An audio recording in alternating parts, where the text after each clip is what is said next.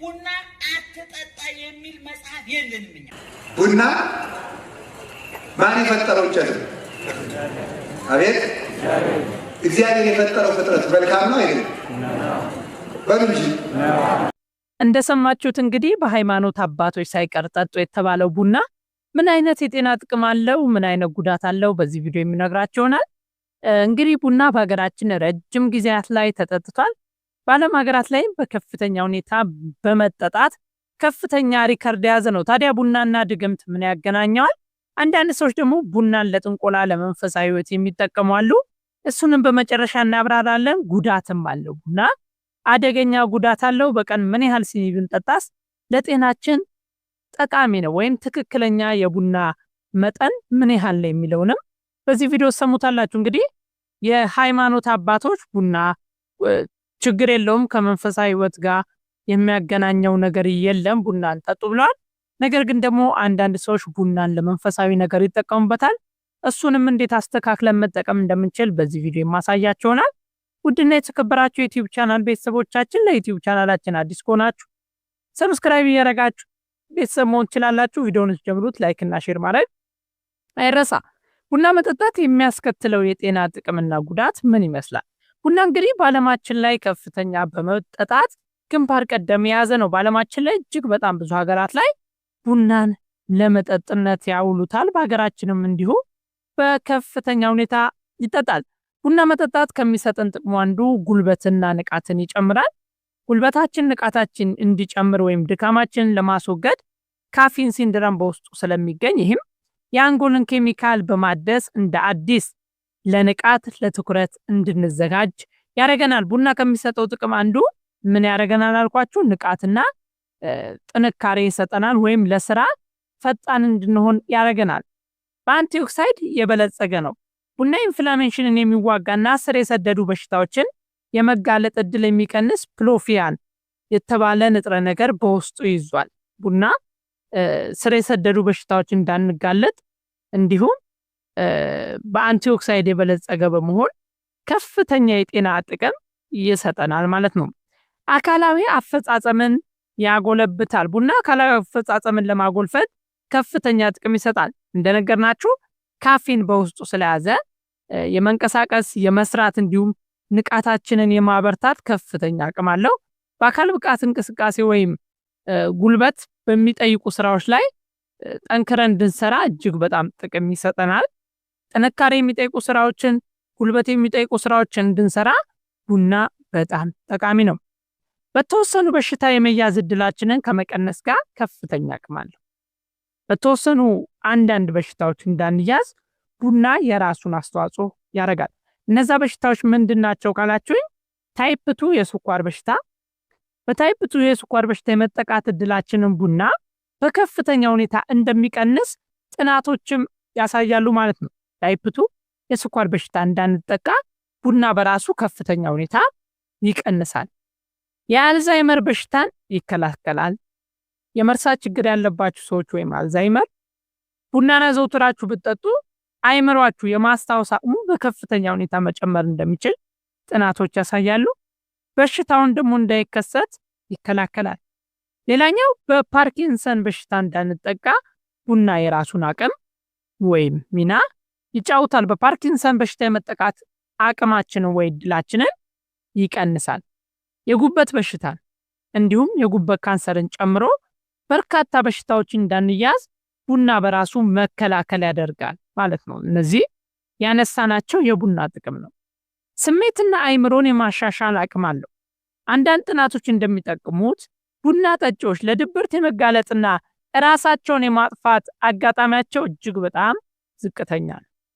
ብዙ ጊዜ ቡና የሚጠጡ ሰዎች ራሳቸውን ሲያጠፉ አይታዩ፣ እንዲሁም ለድብርት ሲጋለጡ አታዩም፣ ወይም መጨናነቅ ውስጥ ሲገቡ አታዩም። ሁልጊዜ ንቁ ሆነው የመኖር እድላቸው የሰፋ ነው። ጠዋት ስራ ላይ ብታገኟቸው ከሰዓትም ቡና ከጠጡ በኋላ ደስተኞችና ነቃ ያሉ ናቸው። ስለዚህ ቡና የሚጠጡ ሰዎች በተሰራው ጥናት ራሳቸውን የማጥፋት እድላቸው የቀነሰ ነው። እንዲሁም ለመጨናነቅና ለሌላ በሽታዎች አይጋለጡም። እሺ የቡና የጎንዮሽ ጉዳት ምን ሊሆን ይችላል? ለምሳሌ ቡና ሱስ ውስጥ ያለ ሰው ወይም አዘውትሮ ቡና መጠጣት ጥቅሙን ካየ ቡና ሱስ ውስጥ ያለና ረጅም ጊዜ ቡና የሚጠጣ ሰው ምን አይነት ጉዳት ሊያጋጥመው ይችላል? ጭንቀትና እንቅልፍ ማጣት ሊያስከትል ይችላል። ከመጠን በላይ ካፊን መጠጣት ወይም በቀን ከ400 ሚሊ ግራም ወይም ከ4 ሲኒ በላይ መጠጣት ወይም እስከ 4 ሲኒ መጠቀም ሱስ የሆነብንና ያንን ካልተጠቀምን ጭንቀትና ድብርት ውስጥ እንገባለን። እንደሚያነቃቃን ሁሉ ቡና ምን ያደርገናል? ጭንቀት ውስጥ ድብርት ውስጥ ይከተናል። ይሄም እንቅልፍ ማጣት፣ እንቅልፍ መዛባት፣ መጨናነቅ፣ መደበር ያመጣል። ስለዚህ ቡናን አብዝቶ መጠጣት ይሄን የመሰለ ጉዳት አለ። የምግብ መፈጨት ስርዓትን ያስተጓጉላል። በይበልጥ አንዳንድ ሰዎች ቡና ሲጠጡ የጨጓራ ህመማቸው ሊባባስ እንደሚችል ጥናቶች ያሳያሉ። ቡናን አዘውትረው ሲጠጡ ወይም አንድ ሲኒም ይሁን ሁለትን ምግብ እንዳይፈጭና የጨጓራ ህመማቸው እንዲባባስ የማድረግ አቅም አለው። ሌላኛው ደም ግፊትን በጊዜያዊነት ከፍ የማድረግ አቅም አለው። ካፊን የደም ግፊትን ለአጭር ጊዜ እንዲጨምር ያደርጋል። ይህም የደም ግፊት ያለባቸው ሰዎች ሊያስነሳባቸው ይችላል። የደም ግፊት ያለባቸው ሰዎች ቡናን ሲወስዱ ቡና በአጭር ጊዜ ደም ግፊት ወይም ድንገተኛ ከፍ እንዲል ሊያደርግና የተሻላቸውን የደም ግፊት ሊቀሰቅስ ይችላል። ሱስና ከሱስ መውጣት አለመቻል። ቡናን አዘውትሮ መጠጣት ወይም መጠቀም የቡና ሱስን ሊያስከትል ይችላል። የቡና ሱስ ደግሞ ጋር ተያይዞ ምን ያመጣል ካላችሁኝ፣ ራስ ምታት፣ ድካም፣ ድብርት የመሳሰሉትን ሱሶች ያመጣል። ቡናን ካልጠጣችሁ ራስ ምታት፣ ድብርትን ሊያመጣባችሁ ይችላል። ስለዚህ ቡናን አዘውትሮ መጠጣት ሱስ ውስጥ ይከታል። ሱሱ ደግሞ ድብርትን ሊያመጣ ይችላል። ቡና ካልጠጣው ይደብረኛል የሚሉ ሰዎች ሰምታችሁ ልታውቁ ይችላል። ማዛጋት፣ መጨነቅ ሊያመጣ ይችላል። በእርግዝና ወቅት ደግሞ ብዙ አይነት ጉዳቶችን ሊያመጣ ይችላል። በእርግዝና ወቅት ሊያስከትሉ የሚችሉ ብዙ ጉዳቶችን ቡና ይዟል።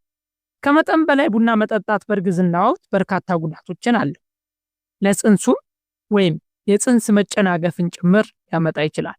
እዚህ ጋር እርጉዞች እየሰማችሁ ከሆነ እርጉዝ ስትሆኑ ቡና እንድታቆሙ የተሻለ ነው። ካልሆነ ዶክተር ማማከር ተገቢ ነው። በእርግዝና ወቅት ቡና መጠጣት ጽንስ እስኪጨናገፍ ወይም ጽንስ እንዲጨናገፍ የማድረግ ከፍተኛ አቅም አለው። ቡናን መገደብ ወይስ ማቆም ይቻላል? ጭንቀት፣ የመንፈስ መታወክ፣ እንቅልፍ ማጣትን ያስከትላል። ቡና ላቆም ካላችሁ ጭንቀት ውስጥ ልገቡ ይችላላችሁ ወይም ቶሎ ለማቆም አትችሉም።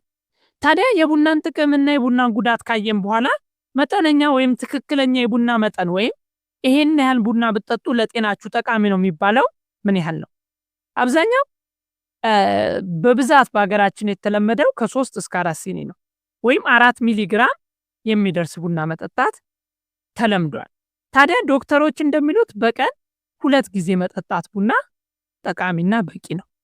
በይበልጥ ጠዋት ላይ ቁርስ ላይ ነቃ ብላችሁ እንድትሉ፣ ከዛ በኋላ ደግሞ ከሰዓት ምሳ ሰዓት ላይ ብትጠጡ እሱንም ነቃ ብላችሁ እንድትሉ፣ ከሰዓት ያለውን ስራ በንቃት ብትወስዱ፣ ከዛ በኋላ ራት ላይ ምሽት ላይ ደጋግሞ መጠጣት ቡናን እንቅልፍ ሊከለከል ይችላል።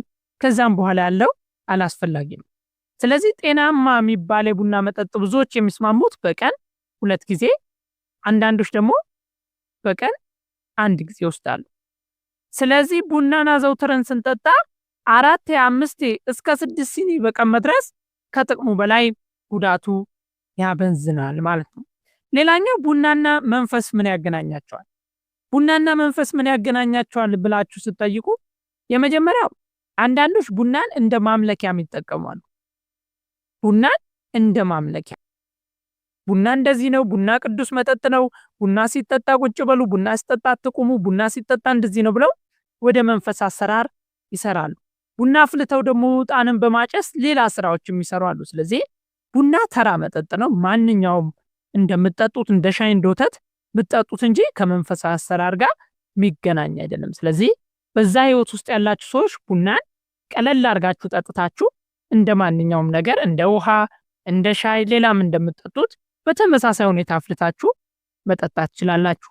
ከቻላችሁ ከ1 ሲኒ ወይ ከ2 ሲኒ በላይ በቀን አትጠጡ።